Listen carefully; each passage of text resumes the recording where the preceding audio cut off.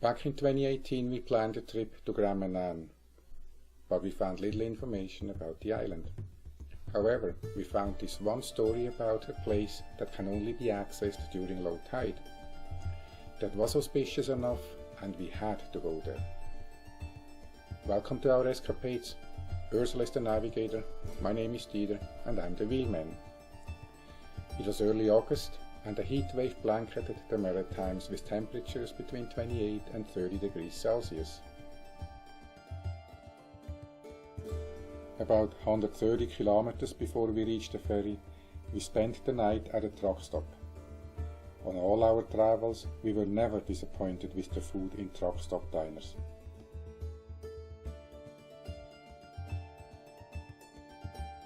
We were in no rush to get to the ferry dock in Black's Harbour. We sailed at 11:30 am for the 90-minute passage.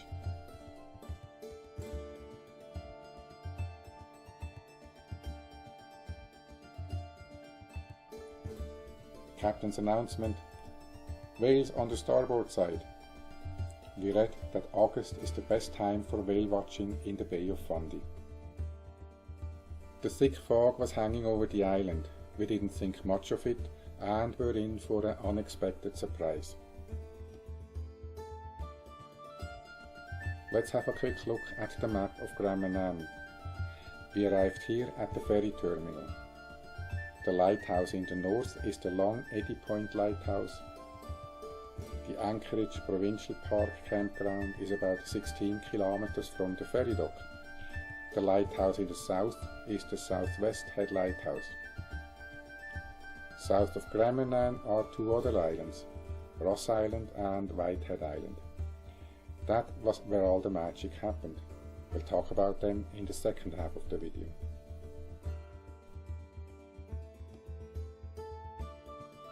We set up our camp and could hear the rolling waves, but we only saw fog from our side. We walked towards the sound of the waves. Remember when I said there was a heat wave blanketing the Maritimes? Well, not here in the fog. It was very comfortable.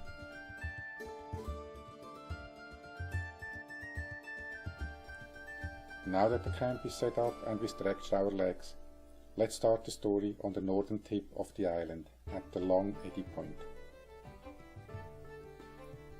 This is fog over the water and a very common occurrence, as we found out. The road goes all the way down to the Pebble Beach.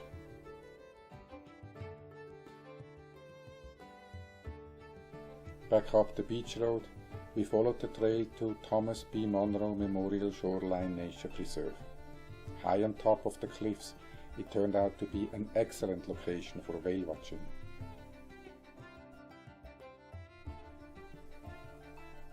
About 5 kilometers south is the ferry terminal and the Swallowtail Lighthouse. Don't forget to visit the gift shop and museum at the lighthouse. Further south is the Castalia Marsh, a saltwater wetland marsh. This is a popular birdwatching beach. A lookup tower is at the end of a 500-meter trail. We found no information about Woodward's Cove. Based on the boats and traps, this is an active fishing community with possibly the best place to buy and eat fish. Don't be fooled by the rustic appearance. The sunrise seafood came highly praised by the locals. Further south is Ingalls Head. We watched as they were unloading some green stuff from the boats and we had to ask. We learned that this is rockweed and is used for nutritional supplements and more. Talking about seaweed, this is dulse. You have not lived until you tasted the ocean. This is how they describe the taste of dulse, and it is a culinary requirement when on Grand Manan. On our last day, we had to rush to the Southwest Head Lighthouse. Even with the fog, it is an impressive place.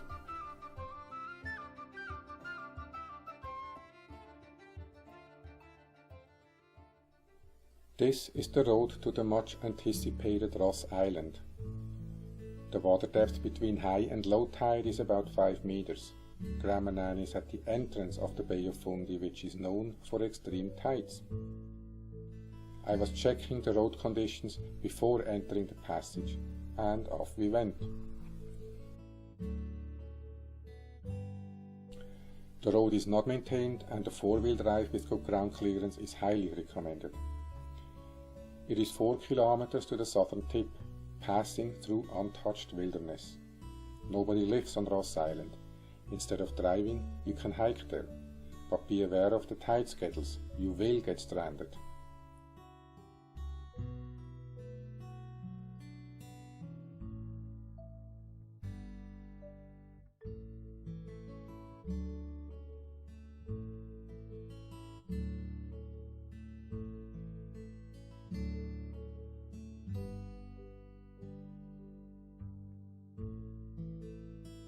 We asked the workers.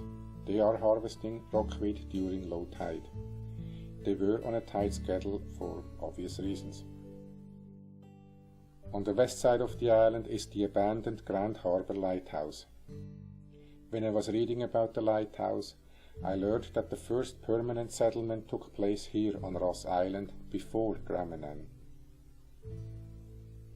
This is also the island of lost gloves and ropes.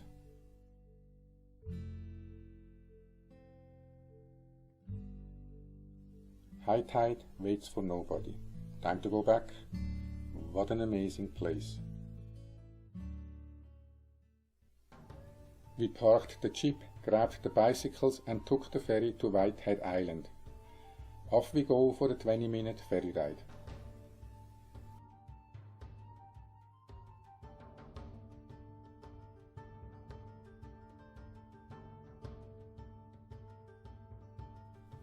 After the ferry, we turned left towards Gull Cove. Here on Whitehead Islands, we got a better understanding of the high versus low tide. The island is inhabited, but there are no public services or washrooms, as far as we know.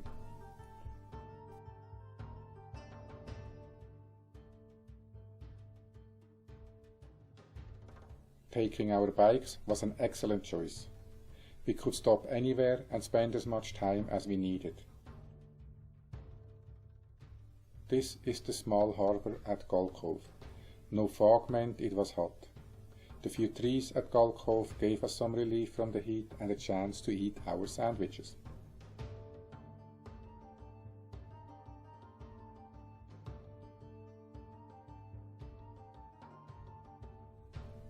All the way to Sandy Cove on the other end of the road. A perfect sandy beach. It would be a crime not to go for a swim. The average water temperature in August is 14 degrees Celsius and I have no reason to disagree. Since extended swimming is not an option, riding the bike on the smooth sand has its moments.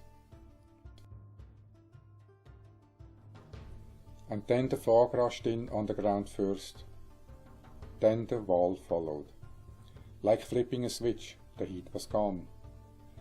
What a spectacular sensation. 4 hours went by in no time.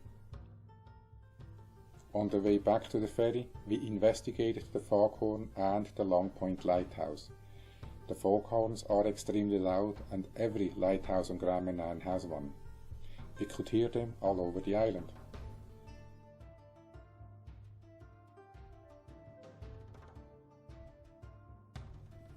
A short wait, we hopped on the ferry and we were back again on Grand Manan. The Grand Manan tourist information calls it the Queen of the Fundy Islands. Half of the video is about Ross and Whitehead Island because we thought that the main island is only half of the magic. We had amazing encounters and as usual, not enough time. Please hit the subscribe button and explore Canada with us. Grand Manan has more attractions to offer and you find current information on their website and in the tourist guide, as well as in other videos. Thank you for watching and we'll see you out there.